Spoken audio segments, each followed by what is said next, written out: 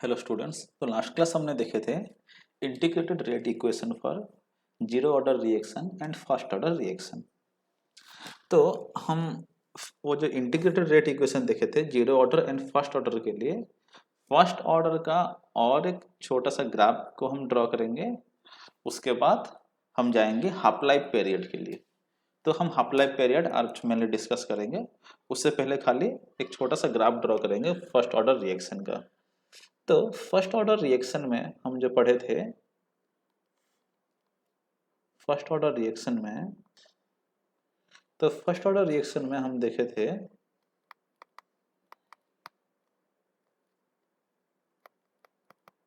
उसका जो फॉर्मूला था KT equal to 2.303 log R not by R। K जो है रेट कांस्टेंट है, t time period, r not जो है initial concentration of reactant, r जो है फाइनल कंसंट्रेशन ऑफ रिएक्टेंट। ये हम ऑलरेडी लास्ट क्लास पढ़ चुके हैं। तो इसको अगर हम सॉल्व करेंगे तो मैं ये लिख सकता हूँ, साइड चेंज कर दे रहा हूँ, 2.303 log R not by R equal to KT।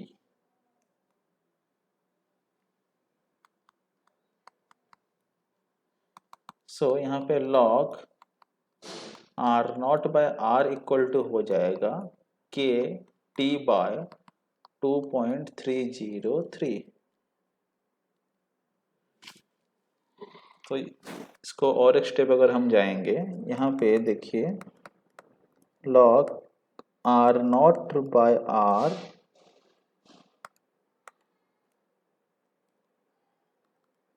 Equal to K by 2.303, ये कांस्टेंट हो गया, इनटू T है। तो ये जो इक्वेशन है, इसको हम इसका ग्राफ ड्रॉ करने के लिए हम ये इक्वेशन में कंपेयर करेंगे। स्ट्रेट लाइन का जो इक्वेशन हम पढ़े हैं, y इक्वल टू क्या होता है, mx plus y equal to m x वाला form, y equal to m x. ये एक स्ट्रेट लाइन होता है पासिंग थ्रू द ओरिजिन। तो यहाँ पे क्या है, ये वाला पार्ट तो कांस्टेंट है, यहाँ पे ये वाला पार्ट कांस्टेंट है। तो हम इसको ये लिख सकते हैं, जो log R not by R है is directly proportional to time, क्योंकि ये वाला कांस्टेंट है। ये कांस्टेंट को फिर हम इक्वल टू में, अगर ये प्रोपोर्शनलिटी को अगर हम इक्वल टू में कन्वर्ट करते हैं तो एक कांस्टेंट देते हैं, जो कि ये है। तो क्योंकि log R not by R is directly proportional to time period, तो इनके बीच में अगर हम एक ग्राफ ड्रॉ करेंगे, यहाँ पे log R not by R और टाइम पीरियड के बीच में, तो डायरेक्टली प्रोपोर्शनलिटी का ग्राफ कुछ इस तरह से होता है। तो यहाँ पे अगर ये इक्वेशन को अगर हम कंपेयर करेंगे ये इक्वेशन के साथ, y equal to m x के साथ, तो ये इस फॉर्मेट में है। तो m जो होता है यहाँ पे स्लोप होता है, तो m यहाँ पे कितना है, स्लोप जो है k बाय 2.303। तो यहाँ पे स्लोप जो है k बाय 2.303।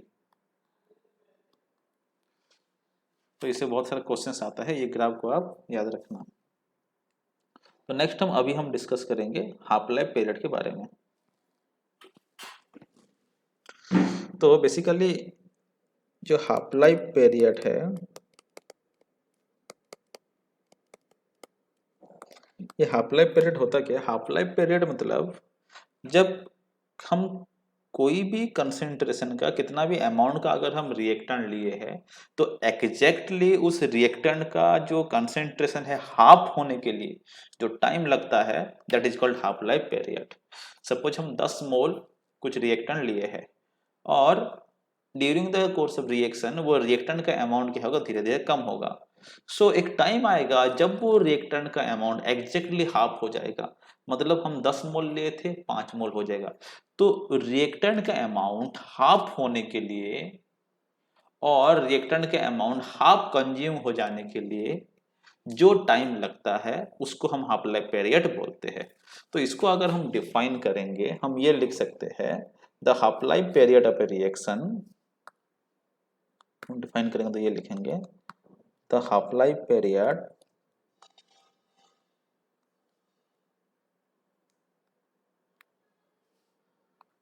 तो हाफ लाइफ पीरियड क्या होता है?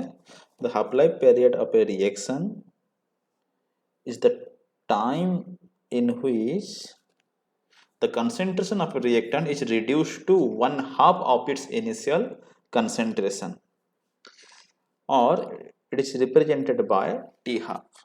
तो रिएक्टेंट का जितना भी अमाउंट रहता है उसका एग्जैक्टली हाफ हो जाने के लिए जो भी टाइम लगता है that is called T half और हाफ लाइफ पीरियड। तो हाफ लाइफ पीरियड का एक्सप्रेशन, उसका जो फॉर्मूला है हम डिराइव करेंगे for zero order and first order. तो हम सबसे पहले देखेंगे half life period for zero order reaction.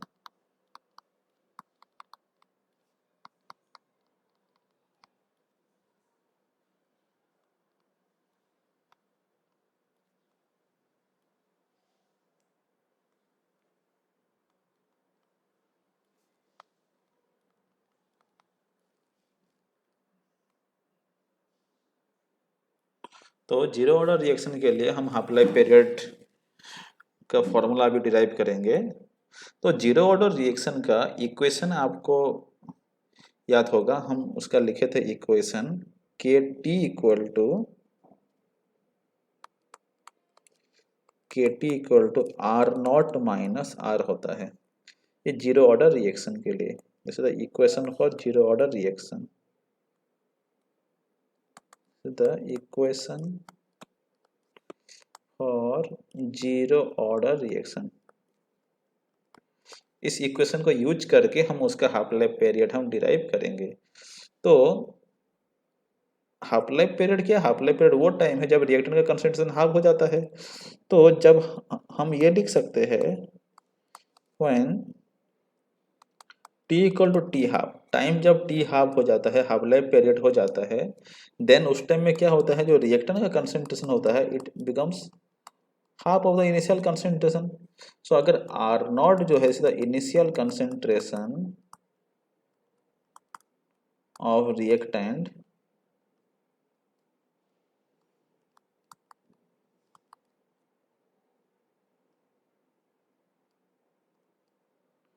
Then अब क्या होगा, तो T जब T हाफ हो जाता है, रिएक्टेंट का कंसंट्रेशन भी इनिशियल का कंसंट्रेशन का एग्जैक्टली हाफ हो जाता है, क्योंकि यही हाफ लाइफ पीरियड का डेफिनेशन है। तो हम ये T हाफ और R का वैल्यू, ये T और R का वैल्यू जब हम पुट करेंगे ये जीरो ऑर्डर इक्वेशन में, तो हम हाफ लाइफ पीरियड को डिराइव कर पाएंगे उसका इक्वेशन। तो इस इक्वेशन को आप इक्वेशन 1 दे दीजिए, फिर लिख रहा हूँ putting the value of T and R in equation 1। इसमें पुट करने से क्या हो जाएगा, ये K इंटू टी हाफ हो जाएगा, this is equal to r not minus r का वैल्यू कितना हो जाएगा, क्योंकि टी का जो वैल्यू था टी इक्वल टू क्या होगा टी हाफ। तो मैं एग्जैक्टली यहाँ पे जो इक्वेशन था टी की जगह टी हाफ लिखा, और जो आर नॉट है आर नॉट रहा, आर की जगह क्या लिखना है मेरे को, r not by 2, r not by 2। इसको अगर मैं सॉल्व करूंगा तो ये हो जाएगा k into t half equal to r not minus r not by 2 is equal to r not by 2। तो टी हाफ का क्या फॉर्मूला आ गया, टी हाफ इक्वल टू हो गया आर नॉट बाय 2 था, के जो लेफ्ट साइड में था राइट साइड जाके ये डिवाइड हो गया। So this is the equation for half life period of zero order reaction. ये बहुत इंपॉर्टेंट है, ये याद रखना है आपको। तो this is the equation for half life period for zero order reaction. तो यहाँ पे अगर आप देखेंगे, क्योंकि ये जो टी हाफ इक्वल टू है, तो मैं लिख सकता हूँ 1/2 के इंटू आर नॉट। तो ये जो 1/2 के है ये कांस्टेंट है, तो इसको मैं ऐसे लिख सकता हूँ टी हाफ जो है it is directly proportional to क्या है, आर नॉट है, डायरेक्टली मल्टीप्लाई हुआ है डायरेक्ट। ये जो क्योंकि 1/2 के जो है ये तो कांस्टेंट है, कांस्टेंट को अगर रिमूव करूंगा तो प्रोपोर्शनलिटी आ जाएगा। तो टी हाफ इक्वल टू क्या हो गया, और t half is directly proportional to r not. तो हम यहाँ पे ये लिख सकते हैं जो हाफ लाइफ पीरियड है for zero order reaction it is directly proportional to initial concentration of reactant. तो इसको हम लिखेंगे, एक बहुत इंपॉर्टेंट पॉइंट है, हम फर्स्ट ऑर्डर में देखेंगे और दोनों को कंपेयर करना है, इसको आप अच्छे तरह से याद रखना। For zero order reaction t half, और ये क्या है, half life period,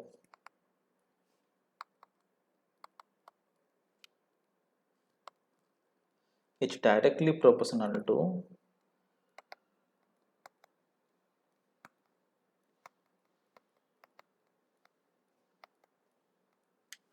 initial concentration of reactant।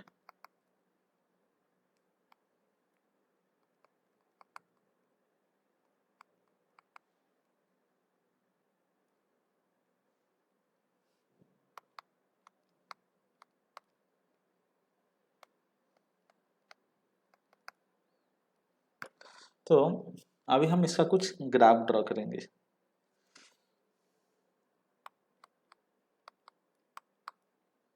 तो यहाँ पे जो इक्वेशन है टी हाफ इक्वल टू है आर नॉट बाय 2 के।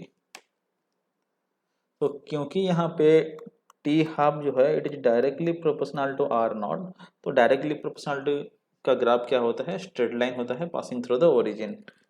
तो इसका अगर हम ग्राफ ड्रॉ करेंगे, यहाँ पे टी हाफ हम ले लेते हैं और यहाँ पे इनिशियल कंसंट्रेशन ऑफ रिएक्टेंट।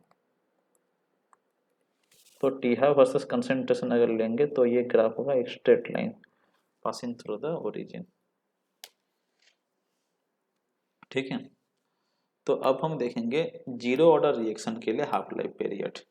तो जीरो ऑर्डर रिएक्शन के लिए, हाँ ये जीरो ऑर्डर रिएक्शन के लिए हाफ लाइफ पीरियड हो गया। अब हम देखेंगे फर्स्ट ऑर्डर रिएक्शन के लिए half life period.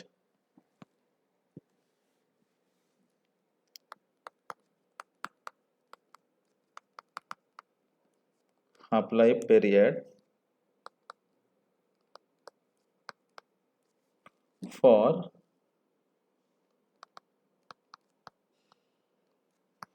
First order reaction. तो फर्स्ट ऑर्डर रिएक्शन के लिए हाफ लाइफ पीरियड हम डिराइव करने से पहले आपको फर्स्ट ऑर्डर रिएक्शन का वो इक्वेशन आपको याद रहना चाहिए। यहाँ पे था फर्स्ट ऑर्डर रिएक्शन के लिए के टी इक्वल टू था 2.303 log R naught by R। the equation for first order reaction, equation for first order reaction। तो हाफ लाइफ पीरियड में हम देखे थे t tends to t half, जब टाइम टी हाफ हो जाता है तब जो रिएक्टेंट का कंसेंट्रेशन होता है वो इनिशियल कंसेंट्रेशन का हाफ हो जाता है। सो ये टी हाफ और आर का वैल्यू अगर हम पुट करेंगे ये इक्वेशन में, वही लिखते रहा मैं, putting the value of t and r in, चलो सो इक्वेशन 1 दे दीजिए, इन इक्वेशन 1 वहाँ पे पुट करने से क्या हो जाएगा, के इंटू टी की जगह में मुझे क्या लिखना है, टी हाफ लिखना है। तो t half equal to 2.303, t की जगह में टी हाफ लिख दिया यहाँ पे, और यहाँ पे है 2.303 log r not by r, लेकिन आर की जगह मेरे को क्या लिखना है, आर नॉट बाय 2, तो आर नॉट बाय 2। तो k into t half equal 2.303 log r not by 2। R not जो इनिशियल कंसेंट्रेशन ऑफ रिएक्टेंट है, तो इसको अगर हम सॉल्व करेंगे, यहाँ पे हो जाएगा k इंटू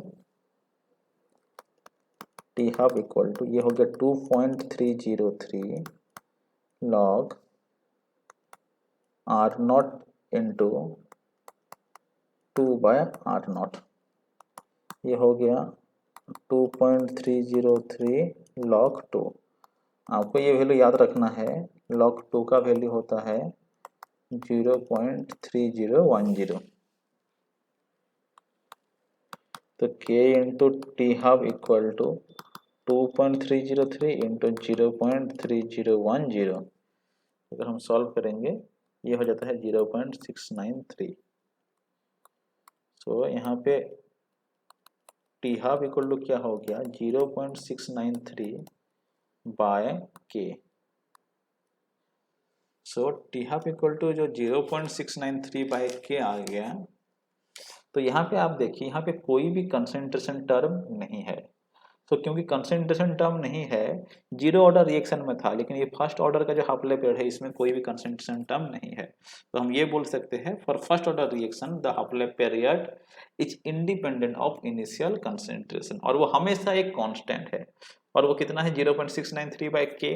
अगर आपको ये रेट कांस्टेंट के का वैल्यू पता होगा तो आप इजीली हाफ लाइफ पीरियड का वैल्यू निकाल सकते हैं, क्योंकि सबके लिए ये वैल्यू ये जो है कांस्टेंट है 0.693 बाय के। हाँ, अलग अलग रिएक्शन के लिए रेट कांस्टेंट के का वैल्यू अलग अलग हो सकता है, लेकिन हाफ लाइफ पीरियड का जो फॉर्मूला है यहाँ पे इनिशियल कंसंट्रेशन का कुछ यूज ही नहीं है। तो हम उसको लिख सकते हैं for a first order reaction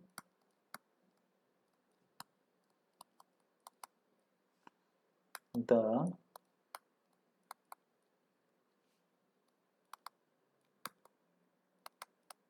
half life period T half is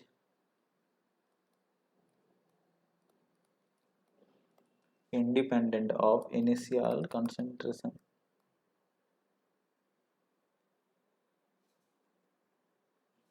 The half life period is independent of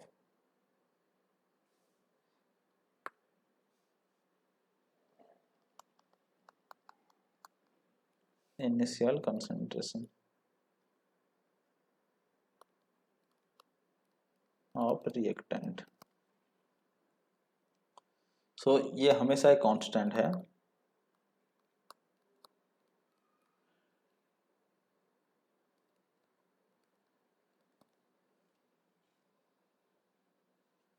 always constant, that is t half equal to क्या है 0.693 बाय के। तो कोई भी अगर रिएक्शन का रेट कांस्टेंट के का वैल्यू अगर दिया गया होगा, आप इजीली उसको कैलकुलेट कर सकते हैं। तो इसका अगर हम ग्राफ ड्रॉ करेंगे तो ग्राफ में क्योंकि जो टी हाफ है इक्वल टू 0.693 बाय के, ये इनिशियल कंसंट्रेशन पे डिपेंड ही नहीं करता। तो हम अगर ड्रॉ, क्योंकि कंसंट्रेशन का कुछ टर्म ही नहीं है, तो अगर हम ग्राफ ड्रॉ करेंगे टी हाफ वर्सेस कंसंट्रेशन, अगर हम ग्राफ ड्रॉ करेंगे क्योंकि ये कंसंट्रेशन पे डिपेंड नहीं करता, तो ये एक स्ट्रेट लाइन होगा पैरेलल टू वो कंसंट्रेशन वाला एक्सिस, क्योंकि उस पर डिपेंड ही नहीं करता। तो ये दोनों फॉर्मूला आपको अच्छे तरह से याद रखना है। तो ये जो है this is the half life period for first order reaction.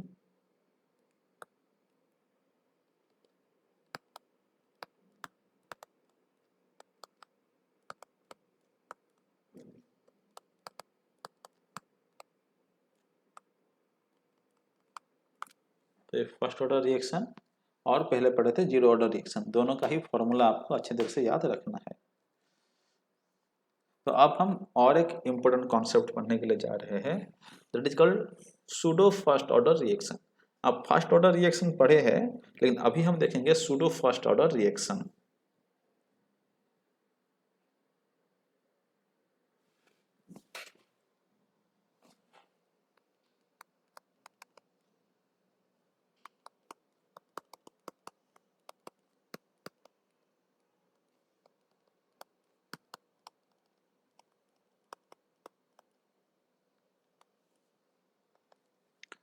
तो सूडो फर्स्ट ऑर्डर रिएक्शन क्या होता है? तो कभी कभी क्या होता है कि जो ऑर्डर ऑफ रिएक्शन है वो चेंज हो जाता है depending upon the condition of reaction. So reaction का कंडीशन मतलब क्या? जब कोई भी रिएक्टेंट अगर एक्सेस अमाउंट में प्रेजेंट है, लार्ज अमाउंट में प्रेजेंट है, तब जो ऑर्डर ऑफ रिएक्शन है उसमें थोड़ा चेंज आता है। वो हम इसको पढ़ने के बाद हम पता कर पाएंगे। तो चलिए हम इसको देखते हैं। तो इसको समझने के लिए हम एक एग्जाम्पल लेंगे। तो इसको समझने के लिए हम एक एग्जाम्पल लेंगे, right? Let us consider a chemical reaction between two substances when one reactant is present in large excess। तो एक रिएक्टेंट बहुत ही ज़्यादा है। तो जैसे कि एक एग्जाम्पल लेते हैं, hydrolysis of ethyl acetate.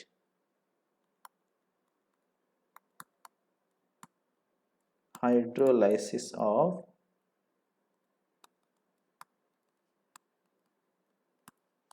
Ethyl acetate is also called hydrolysis of ester. ये एक एस्टर है। तो यहाँ पे अगर हम लेंगे CH3COO C2H5, so the formula for ethyl acetate। जब हाइड्रोलाइसिस वाटर के प्रेजेंस में ये रिएक्शन हो रहा है, वाटर के साथ रिएक्शन हो रहा है, ये इन प्रेजेंस ऑफ एसिड, तो इसलिए इसको बोला जाता है एसिड हाइड्रोलाइसिस ऑफ एस्टर भी बोला जाता है। तो यहाँ पे रिएक्शन होने के बाद ये बन जाता है CH3COOH प्लस C2H5OH। तो यहाँ पर इनिशियली हम इसका 0.01 मोल लिए हैं। यहाँ पे इनिशियल कंसंट्रेशन इसका 0.01 मोल लिया है, और जो वाटर है इसका 10 मोल लिए हैं। तो ये जो इथाइल एसीटेट है इसके कंपैरिजन में वाटर कितना है? 1000 टाइम्स है। 10 बाय 0.01 अगर आप करेंगे तो 1000 आ जाएगा, तो 1000 टाइम्स ज़्यादा है। सो स्टार्टिंग में तो यहाँ पे कुछ प्रोडक्ट नहीं बना था, तो ये भी 0 मोल था, ये भी 0 मोल था। जब रिएक्शन हो गया, आफ्टर रिएक्शन कंसंट्रेशन क्या हो गया? यहाँ पे जो 0.01 मोल था वो कम खत्म हो गया, पूरा यूज हो गया, तो ये 0 मोल बचा है। तो इसका क्योंकि ये रिएक्टेंट का 0.01 मोल कंज्यूम हुआ, तो वाटर का भी 0.01 मोल कंज्यूम होगा, तो बचेगा 9.99 मोल। क्यों? 10 से अगर आप 0.01 मोल माइनस कर देंगे तो आपका इतना ही आएगा आंसर। यहाँ पे क्या आएगा? ये भी 0.01 मोल आएगा, ये भी 0.01 मोल आएगा। सो इसको अगर हम देखेंगे तो जो कंसेंट्रेशन ऑफ वाटर है उतना चेंज नहीं हुआ है, मतलब बिल्कुल नहीं हुआ बोलने से भी चलेगा। क्योंकि अगर आप इसके कंपैरिजन में अभी अगर आप देखेंगे तो 10 मोल था, अभी भी इसके पास 9.99 मोल है, ऑलमोस्ट 10 मोल ही है वो, तो ऑलमोस्ट नहीं चेंज हुआ। तो हम ये लिख सकते हैं, लिख सकते हैं कि the concentration of water does not get altered much during the course of reaction. So क्योंकि वाटर का कंसंट्रेशन चेंज नहीं हुआ है, उतना ज़्यादा चेंज नहीं हुआ है, तो ऑलमोस्ट नहीं हुआ जैसे बराबर है। तो इसके लिए हम रेट इक्वेशन अगर लिखेंगे, तो रेट इक्वेशन हम जब लिखते थे के इंटू रिएक्टेंट का कंसंट्रेशन सब रहता था, कंसंट्रेशन ऑफ रिएक्टेंट की, इसके लिए जो रेट इक्वेशन है CH3COO C2H5 के पावर 1 होता है, एक फर्स्ट ऑर्डर रिएक्शन होता है। यहाँ पे आएगा H2O, तो इसको हम KX लिखते हैं। तो यहाँ पे क्या है, क्योंकि ये वाटर का जो कंसेंट्रेशन है उतना चेंज नहीं हुआ है, ऑलमोस्ट कांस्टेंट है, क्योंकि 10 मोल था, अभी भी 9.9 मोल, ऑलमोस्ट 10 के बराबर है। तो जो टर्म है, the term concentration of H2O, ये क्या है? It can be taken as constant.